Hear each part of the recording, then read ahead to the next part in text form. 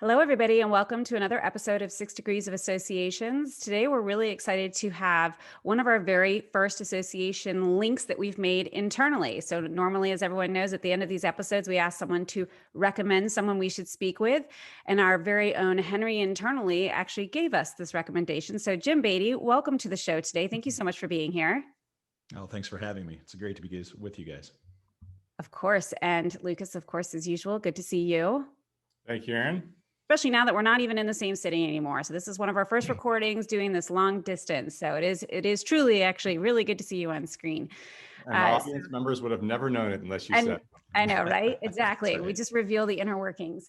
So Jim, you come to us from the Concrete Foundations Association of North America as the executive director, and you will be our first guest on this show that actually is inside an association. And we're super excited to talk about that because there's been a lot of topics that we've had between episodes and blogs around what's happening inside associations, but usually being seen from the outside. So I'm curious to get a few of your thoughts, and I know Lucas is too, on a couple of topics that we've been talking about recently. So if it's okay, I'm just going to kick off with the topic of SMART goals. And I only bring this up because last week we actually did a blog on SMART goals. And one in particular, the R of SMART, relevancy, is really pinging around in my head based on a discussion we had prior to the show. And that is that associations need to figure out how to be relevant to their members. And in your particular industry, especially the residential industry, which Concrete Foundations Association is specifically focused in, is facing a huge hurdle right now with supply and demand. And I'm just curious, as an association, how have you all started to pivot and figure out how to respond to that crisis in the industry and to be useful to your members,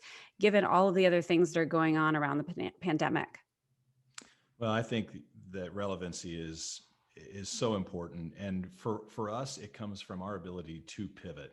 And I think that being nimble as an association has to be one of your leading characteristics. We learned that during the Great Recession, and post recession, it was all about finding ways to be relevant to members because they were suddenly back at work, they were busy, they had everything that they needed, and they didn't need us. And so, you know, as association, that you're just grasping at all straws. You're throwing a lot of mud on the walls. Fast forward to where we are, the pandemic hit. What did they need? They needed to be connected. They were no longer able to get connected physically. They needed the resources for their workers to be able to educate them remotely. Entered the association because we have all those resources ready for them. We just had to find new ways to package them and make them attractive. But now we find our first since I've been involved in the industry for 30 years, this is the first time that I really think that there's a topic that is hitting them hard. It's hitting them where it's potentially risking their businesses, and that's the shortage of material supplies. And so the association, what can we do? We're big enough. We're bigger than any one contractor that really all they have to choose from is to turn to their suppliers and beg for more. Whereas we can take the collective voice, we can harmonize it, we can focus it, and we can take it to the national associations, the national industries, to the news media, even legislative, if possible, for us to get some of these things enacted.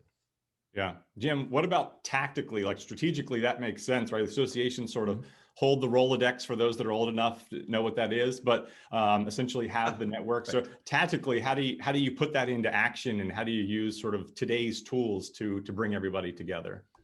Well, I think the pandemic probably couldn't have been better time to teach us this, because we're suddenly now so well versed and so well experienced in virtual communication and connecting by teleconference, by using Zoom and GoToMeetings and Microsoft Teams and all these different tools.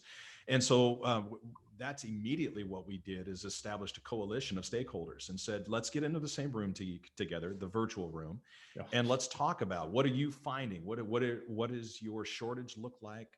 Where are the barriers for your success? And then how can we take your example and another's example and combine the two of them and then use our tools? And so we've already seen coalition webinars lead to member communication webinars that have led to national press releases. And so it's really been just kind of a cascading effect of using this comfort with virtual communication to meet with each other instantaneously, where it used to take us days and weeks to put together a meeting to get everybody there in the same room together. Are you more on the this is the future and everything's going virtual, or are you more looking forward to getting back hybrid? How does CFA or you specifically, Jim, think this is going to pan out? Yeah, so we're definitely looking forward to getting back together physically, and in fact, my next board meeting will be in person in the middle of April. Enough of our vaccines will have taken place that we're all comfortable in doing that. But I think there has to be a hybrid component. One of the things that we've learned over the years is we never get more than 25, maybe 30% of our membership to ever attend an event, an in-person event. And the amount of work that it takes to put those together, to get 25% of your attendees or your membership potential to be realized. Yeah. And so the hybrid brings along another 25% or another 30% or even more, because it makes access that real. It also then promotes the in-person. So if you've got the virtual component, the in-person might become a little bit more attractive, as well as also permissive when your schedule just doesn't jive with whatever the meeting schedule happens to be. Yeah. So I was just going to play on that because, Lucas, you're talking through sort of platforms, event platforms. How are you going to be mixing in the future?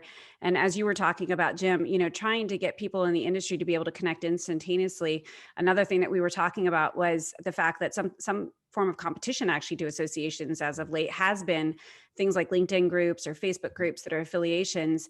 And yet you all have actually, instead of competing with them, join them, right? You've created your own Facebook groups, you've created your LinkedIn groups. And I'm imagining that in combination with these virtual event platforms is really allowing the association to get back to being exactly what it is this harmonized, as you called it, group of people that are in an industry that can really help spread the message. How has that really helped you all as far as utilizing some of those social media platforms? So I think it's raised awareness. I cannot count on the number of times that people have said, I haven't really heard about you. Who is the Concrete Foundations Association? And so social media is an imperative. We have to be in the mix so that, first of all, they understand that we do exist, but also that we bring that experience, the knowledge base that's truth. And it's so hard in today's in access to internet media, internet knowledge, to know what is factual, what is the truth, and more importantly, what is the right methods. And so our engagement of social media, we've created our own groups, we've managed our own groups, and then we've joined other groups that have gotten started to be that constant, that persistent voice of truth, and the voice of rational decision-making, rational idea generation, so that there's always a trusted voice in the room. And I think that's where associations, that's what your responsibility is to always be that trusted voice in the room. Yeah, trust is big. And that is really the key to get folks to essentially follow you on those platforms. If you had to point to one or two other things that have made you all as successful you've been with social, is it quality? Is it quantity? Is it simply getting the executives to buy in and be the leaders and all of that? Or what would you say? Words that come to my mind are patience, lack of emotion, but also intuition. And so in those presence, particularly when it comes to social media, I think those are the three that you have to lead with. You have to be persistent and patient with all of the discussions that are going on. You can't react with emotion. You have to be the calm, collected, kind of guiding light, the principle that is there. And you have to use your intuition, which means you really have to understand, why is that comment being offered? What is the intent behind that reaction? And then that is what gives you your cues to be the association, to be that source of constant, persistent knowledge. Yeah, I've seen very few associations sort of go viral, if you will, with their social, just sort of boom overnight, even though we live in a culture that has an expectation that everything should be like that. It should be instantaneous. It should work on the first post. But right. So I appreciate you bringing up the patience. It takes time to build, even if you're proactive or you're trying to go more of an organic route, it does take some time. Well, you don't want to be viral because as quickly as you become viral, you lose that momentum. And so through patience and persistence, what you develop is the strength of the platform, and right. that what you're looking for is an association with longevity. And so this association was born in 1974, back before any of this existed. Right. We weren't even thinking about the possibilities of connecting the way the three of us are right now, much less how we bring our association members together. Yeah. Brand, consistency, and innovative. Aaron knows more about this than I do. Well, I mean, you bring up a good point, Lucas. And I think the other thing that the pandemic proved is also, and I'm sure you saw this, Jim, in your own industry, is people were so quick to adopt digital marketing and media without recognizing whether people were even on it. So in certain industries, people may not really be on social media or in LinkedIn constantly checking. There's certain industries that's not the most popular way to connect and be connected. And so while the pandemic might have pushed a lot more people online, being patient with making sure that is in fact where your audience is and that is how they're connecting, and figuring out what the right level of conversation quantity and quality is really important. So I think that's a great point that you make, especially in the association world, because I think people are too quick to just assume that everyone's 19 years old and looking at TikTok all day long, and that's just not how. There's a lot of professionals that still aren't in that mode of networking and things. So being able to offer that hybrid experience and help people get used to the digital world, I think is also still completely relevant in a lot of industries. It is, and there's an anxiety that comes from Sure. that unknown, that lack of experience, and it's not just the baby boomers that experience that anxiety. I've seen a lot of millennials that have that same challenge, that same difficulty. And so there are inhibitions that we come to naturally, whether it's being, on face in a video format like this, or just simply having your knowing what to type and the way to speak in the text world.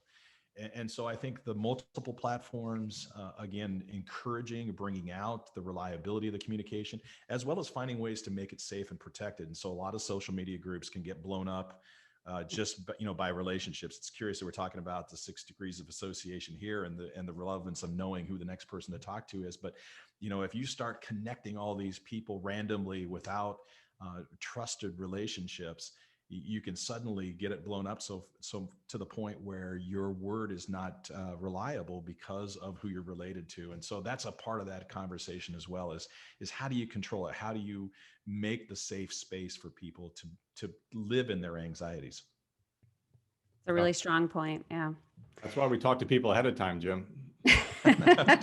We make sure we vet you to make sure Right. Well, as we said earlier, we always want to leave people with a little bit of time and interest to get to know you a little bit better. So we're going to wrap up here. But as you mentioned, we are always looking for the next engagement and what you think, people in the association world would find value from. So do you have someone that you think we should speak to next in the industry that our audience might really receive a lot of benefit from?